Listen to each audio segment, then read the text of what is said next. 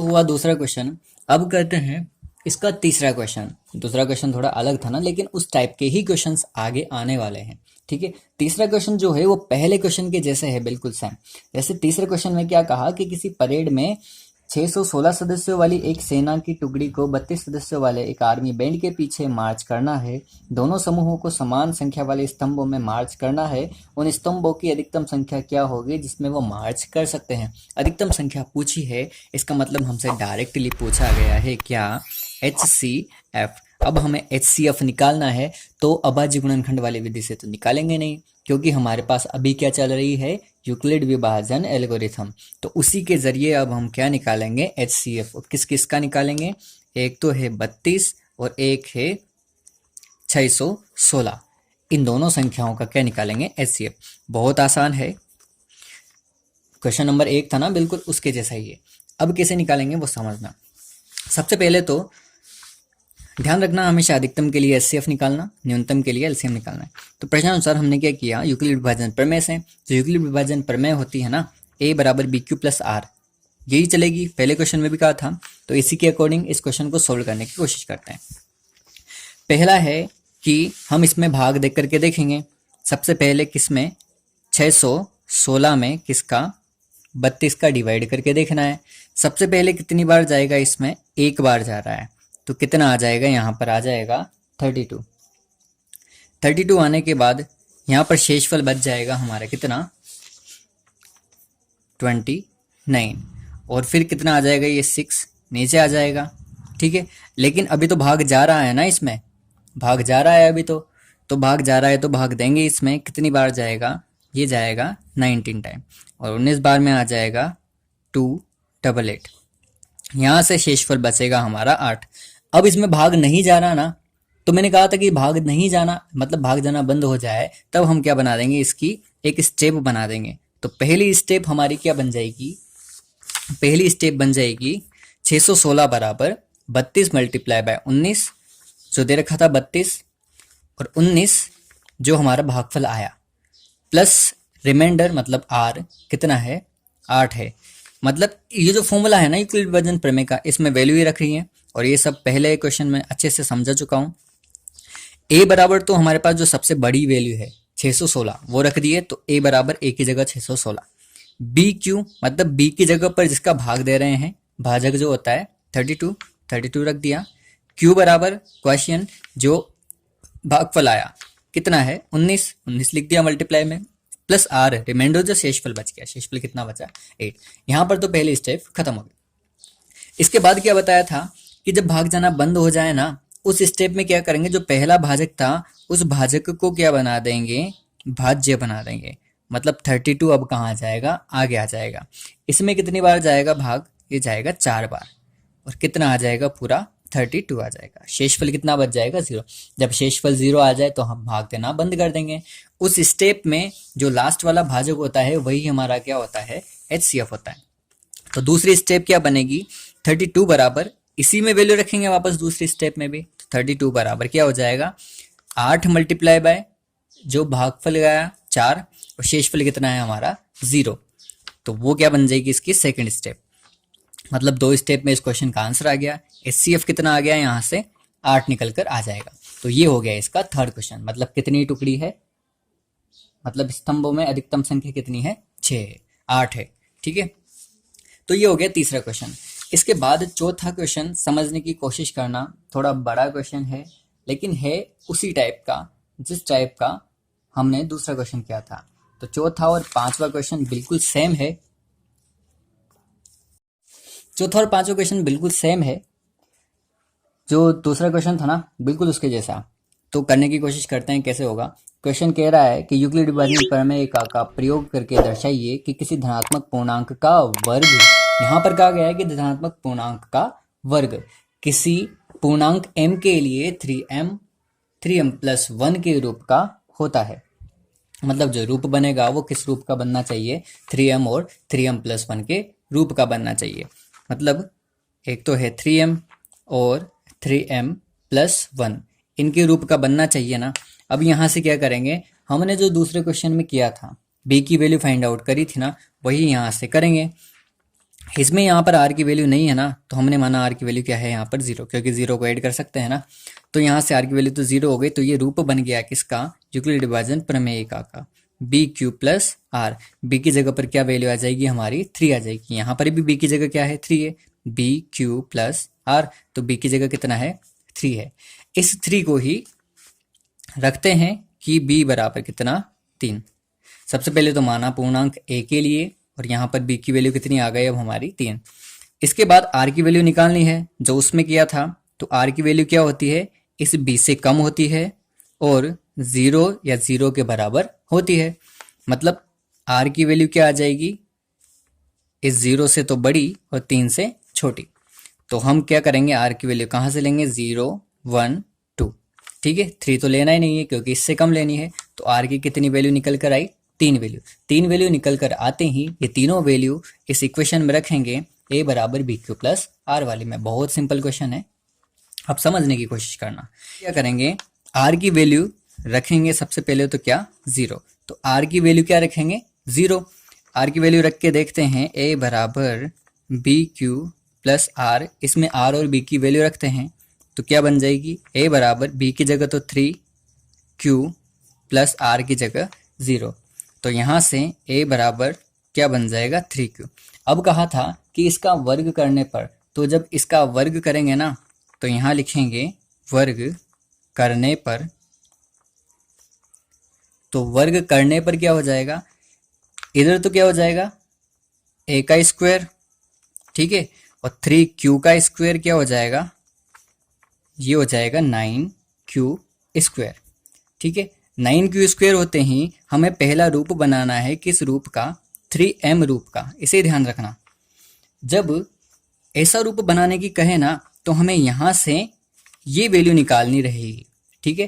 कैसे, जैसे यहाँ पर 3m कहा है ना, तो हम निकालने की कोशिश करेंगे 3 को। 3 कैसे निकालना है वो समझना। इस 9q स्क्वायर में से ही इस 9 में कहीं ना कहीं 3 होगा, मतलब इसके मल्टीपल निकाल लेते हैं, 3 मल्टीप्लाई बाय 3q स्क्वायर। 9 को लिख सकते हैं 3 मल्टीप्लाई बाय 3 के रूप में। तो यहाँ से अब हमारा 3 निकल गया, और इस पूरे के पूरे को ही क्या मान लेंगे, m के मान लेंगे। तो यहाँ से हम लिखेंगे कि m बराबर 3q स्क्वायर, m बराबर 3q स्क्वायर लिख दिया, तथा m भी क्या है, एक पूर्णांक है। ये माना m बराबर 3q स्क्वायर, जहां m क्या है, पूर्णांक है, जहां m क्या है, पूर्णांक है। तो इस 3q स्क्वायर की जगह हम क्या रखेंगे, अब m रखेंगे। तो ये किस रूप का हो गया, a स्क्वायर किस रूप का हो गया, 3m के रूप का। मतलब किसी धनात्मक पूर्णांक के वर्ग किस रूप का हो गया, यहाँ पर 3m के रूप का। ये तो बन गई हमारी क्वेश्चन नंबर 1। यहाँ तक क्वेश्चन समझ में आया होगा। इसके बाद करते हैं कि अब दूसरी वैल्यू रखेंगे इसमें। ये r बराबर 0 तो रख ही दिया, r बराबर 1, क्योंकि हमें अभी एक और वैल्यू चाहिए ना, क्योंकि यहाँ पर 3m वाली वैल्यू तो निकल गई, 3m वाला रूप तो निकाल लिया हमने कि इसका वर्ग क्या हो जाएगा, 3m के रूप का हो जाएगा। लेकिन एक और निकालना है ना, अभी 3m प्लस 1 का रूप भी निकालना है, तो उसका सॉल्यूशन भी निकालते हैं, ठीक है। सॉल्यूशन कैसे निकलेगा फिर देखना आगे। r बराबर एक और वैल्यू रखेंगे हम, क्या, r बराबर रखते हैं अब 1 रखने पर, r बराबर 1 रखने पर 1 रखेंगे तो सूत्र हमारा क्या है, a बराबर बी क्यू प्लस आर है। तो b की जगह तो 3 है, q प्लस r की जगह 1 हो जाएगा। पहले कहा था ना कि इनका वर्ग करना है, तो यहाँ पर क्या करेंगे, इनका वर्ग करने पर। जब वर्ग करेंगे तो इधर तो हो जाएगा a स्क्वायर, इधर वर्ग करेंगे मतलब इस पूरे का ही क्या करना है, वर्ग करना है। पूरे का ही वर्ग क्या हो जाएगा, ये एक फॉर्मूले से खुलेगा, क्या होता है, a प्लस बी का होल स्क्वायर। ये क्या होता है, a square plus b square plus 2ab। इस सूत्र के जरिए इसे खोलते हैं, क्या हो जाएगा, a स्क्वायर मतलब 3q का whole square plus 2ab, a की जगह 3q और b की जगह 1 प्लस b स्क्वायर मतलब 1 का होल स्क्वायर। ठीक है, ये बन जाएगा इसका रूप। यहाँ से क्या करेंगे, इसको खोल के देखते हैं, मतलब ए स्क्वायर बराबर 3q² कितना हो जाएगा, ये हो जाएगा 9q² प्लस 3 और 2 कितना हो जाएगा 6q प्लस 1। 6q प्लस 1 हो गया। अब यहाँ के आगे क्या करते हैं, इसके बाद देखना, हमें बनाना था रूप कौन सा, 3m प्लस 1 का रूप। ठीक है, ये रूप बनाना है ना, फिर तोड़ते हैं इसको, कहीं ना कहीं निकालना पड़ेगा हमें। क्या, सबसे पहले तो प्लस के बाद क्या है, 1 है, 1 है ना, तो हमारे पास 1 तो है, मतलब इसको तो सेपरेट रखेंगे, इसको तो छेड़ना ही नहीं है। ठीक है, 1 को तो छेड़ना ही नहीं है, क्योंकि 1 भी तो चाहिए ना हमें, तो 1 तो ऐसा कैसे ही रहेगा। अब बात आती है इन दोनों से मिलकर क्या बनाना है, हमें 3m बनाना है। 3m बनाने के लिए पहले क्या चाहिए, 3 चाहिए। तो इन दोनों में से क्या करेंगे, हम 3 को कॉमन ले लेंगे। तो 3 को जब कॉमन लेंगे तो यहाँ पर क्या बचेगा, 3q² प्लस यहाँ से भी 3 कॉमन लिया तो यहाँ बचेगा 2q प्लस 1 तो पीछे है ही सही। ठीक है, आया यहाँ तक समझ में। ये क्या कर रहे हैं इन क्वेश्चंस में, बस इन रूप को बनाना है, और रूप बनते ही हमारा क्या आ जाएगा, आंसर आ जाएगा। प्लस 1 हो गया। इसके बाद इस पूरे को ही अब हम क्या मान लेंगे, m मान लेंगे। जैसे पहले माना था ना हमने 3q² को m माना था, उसी प्रकार अब यहाँ पर m बराबर क्या मान लेंगे कि 3q² प्लस 2q। ठीक है, तथा m क्या है, पूर्णांक है, m पूर्णांक है। जहां पर ये मानने के बाद इसकी जगह क्या रख देंगे, अब हम m रख सकते हैं इसकी जगह, तो ये क्या बन जाएगा 3m प्लस 1 का रूप। तो दूसरी बार में भी हमें क्या पता लग गया कि इनका जो वर्ग होता है वो किस रूप का होता है, 3m प्लस 1 के रूप का होता है। ठीक है, तो पहला रूप तो बना दिया था 3m वाला, दूसरा रूप क्या बन जाएगा, 3m प्लस 1 के रूप का बन जाएगा। इसी प्रकार अभी 2 रखना बाकी है, इसमें 0 और 1 रखा है ना, इसी प्रकार r बराबर अब क्या रखते हैं, 2 रखते हैं। r बराबर 2 रखने पर 2 रखेंगे, बिल्कुल इसी प्रकार होगा क्वेश्चन, देखते जाना। a बराबर b q प्लस r हो गया। बी क्यू प्लस आर बराबर, b की जगह तो 3 है, q प्लस अब r की जगह कितना रखेंगे, 2 रखेंगे। दोनों तरफ क्या करेंगे, वर्ग करेंगे। वर्ग करेंगे ना, तो इधर वर्ग करते ही तो a² हो जाएगा, इधर वर्ग करेंगे तो 3q प्लस 2 का वर्ग हो जाएगा, और इसका वर्ग वापस उसी सूत्र के द्वारा खोलेंगे तो क्या हो जाएगा, 3q का whole square plus 2 3q multiply कितना 2 प्लस 2 का स्क्वायर, 2ab प्लस b का होल स्क्वायर बन गया।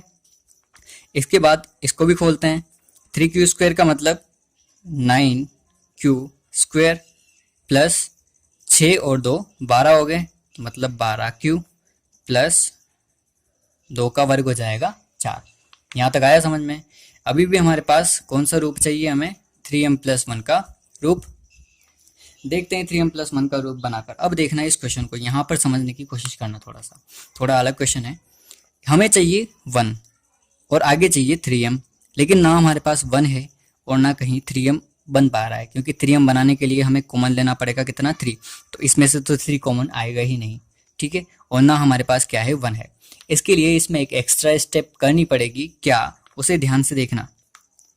9q² प्लस 12q, अब इस 4 को क्या करेंगे हम 3 प्लस 1 लिख सकते हैं, 4 को लिख सकते हैं ना 3 प्लस 1 के रूप में। अब हमारे पास 1 भी आ गया और कॉमन ले क्या लेना है, 3 लेना है, तो 3 भी बच गया।